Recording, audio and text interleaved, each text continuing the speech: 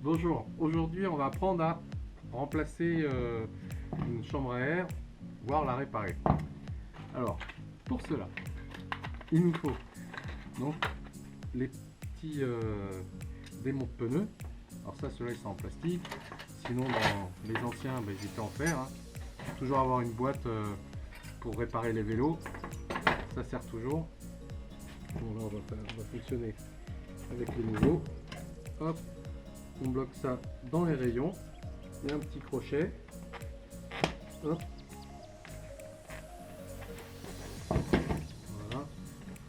Et arrivé généralement au troisième, on arrive facilement à démonter le pneu. Voilà. Donc là ça y est, le pneu il est sorti de la jante. Voilà. Donc là, on peut le sortir tranquillement. Tac, tac, tac. On le démonte.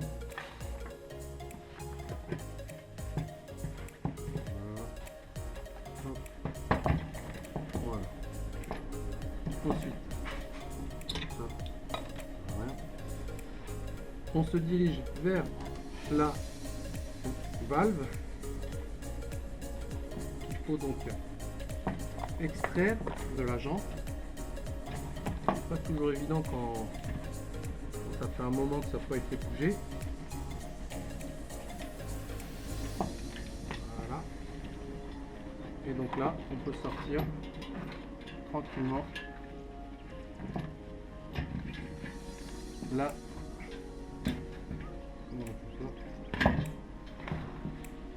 chambre à air. Donc là, voilà.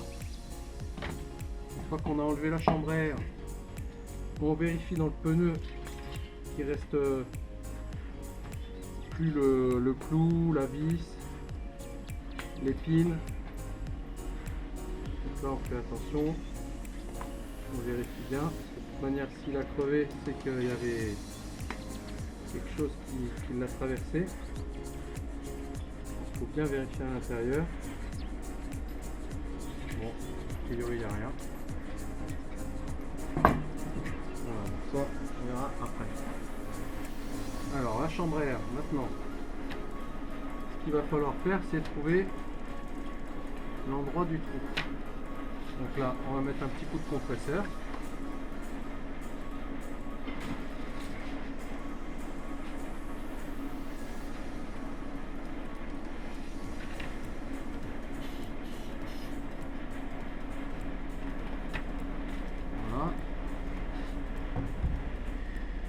Et ce qu'il va falloir maintenant, si on n'entend pas au bruit, c'est de passer la chambre à air donc dans un seau d'eau. On va couper.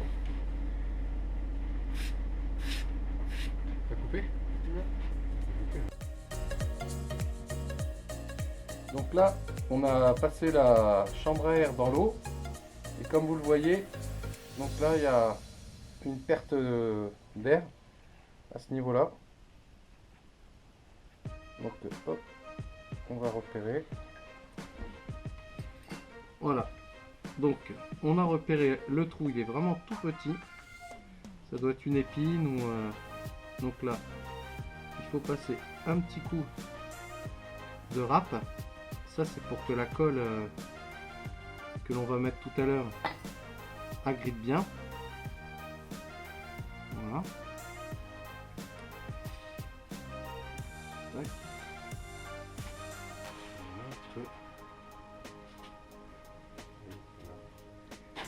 Voilà. Et donc dans les petites boîtes, on a à chaque fois donc différentes tailles de rustine. Et voilà, on a donc la colle qui va avec. Ici. Voilà, à chaque fois les petites boîtes différentes, toujours avoir ça dans le nécessaire du bon cycliste. Donc là, bon, vu la taille du trou, on peut partir sur une petite rustine, un peu comme celle-ci. Voilà. Donc une fois qu'on a bien repérer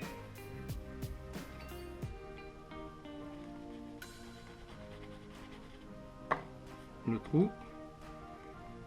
On peut mettre de la colle.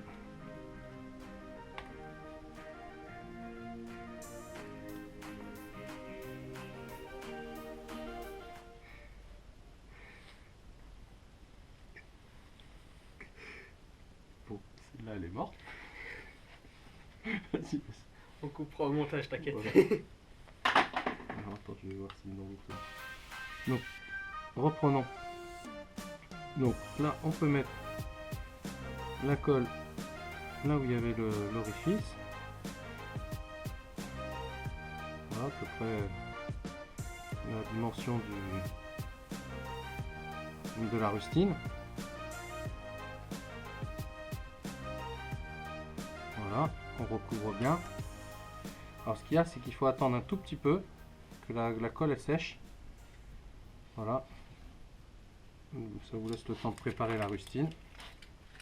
Donc là, les rustines, comme on l'a vu, il y a différentes tailles, des petites, des moyennes, des grandes.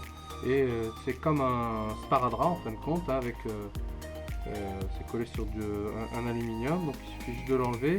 Elle est légèrement autocollante.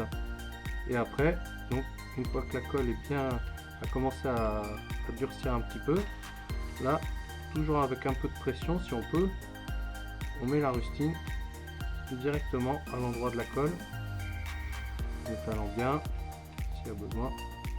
Et donc là normalement on est bon. Voilà, on peut dégonfler un petit peu. Voilà, que ça fasse pas trop de pression non plus. On peut bien appuyer. Hop, on vérifie. Voilà. Donc ça c'est assez rapide. Et en fait, vu qu'on va la remettre dans la roue, ça va pouvoir appuyer contre le pneu. Par contre, on va juste vérifier quand même une dernière fois dans le pneu s'il n'y a pas de la petite épine. Parce que là, on voit qu'on se situe à peu près à plus de 10 cm par rapport à la valve. Et tout à l'heure, je ne l'ai pas senti. Donc on va regarder. Il est à peu près dans ce secteur-là. On va regarder de l'autre côté. C'est pour ça que c'est important de prendre des repères. Non, il n'y a rien. Là, ça devait être une épine. Donc dans la roue, dans la jante. Donc là, on essaye de bien centrer la valve. Pas que ça force. Hop. Voilà. On est bien dedans. On tient la valve. On remet la jante gentiment dans le pneu dans un premier temps.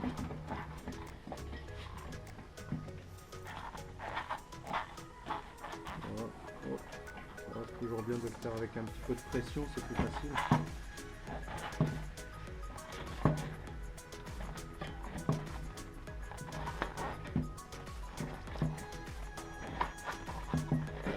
Voilà, donc là, on vérifie, la valve elle est bien centrée, on remet un petit coup de compresseur.